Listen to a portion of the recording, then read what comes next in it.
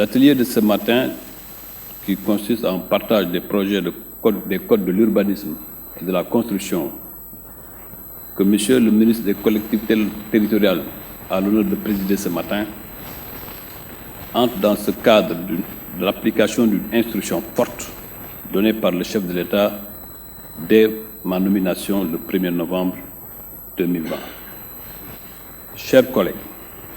permettez-moi de vous remercier pour votre présence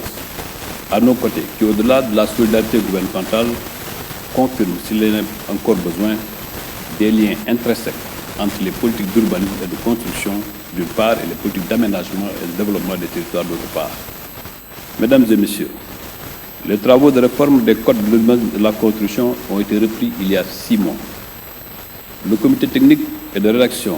mis en place avait pour mission de proposer, dans les 2 mois suivant son installation, un projet de code de l'urbanisme et de la construction tenant compte des transformations induites par la pression démographique, l'urbanisation galopante, des bouleversements socio-économiques, technologiques et climatiques, ainsi que des réformes politiques et économiques mises en œuvre. Il s'agissait de repenser le dispositif législatif et réglementaire de l'espace urbain afin de l'adapter aux réalités et besoins actuels et futurs pour une urbanisation maîtrisée, durable et une organisation optimale du secteur de la construction dans notre pays. En somme, il fallait procéder à une réforme en profondeur des codes pour permettre au pouvoir public de disposer de leviers efficaces, innovants et opérationnels, leur permettant de prendre en charge les exigences du développement urbain durable, tant sur le plan économique, social qu'environnemental. C'est le lieu aujourd'hui pour nous d'adresser nos vives félicitations aux membres de ce comité dont les travaux ont été présidés pour ce qui concerne le code de l'urbanisme par M. le ministre Seydou Sy Sall, pour la partie construction par M. Alé Diouf, dont le dynamisme en tant qu'acteur clé du secteur privé n'est plus à démontrer. Je voudrais me féliciter encore une fois de l'engagement des membres du comité qui ont travaillé d'arrache-pied dans des conditions parfois difficiles, dans un fort esprit collaboratif pour produire ces projets de code soumis ce matin à votre analyse. Mesdames et messieurs, la pierre angulaire des travaux effectués tourne bien évidemment autour des innovations majeures apportées au code de l'urbanisme et de la construction. Pour ce qui concerne le code de l'urbanisme,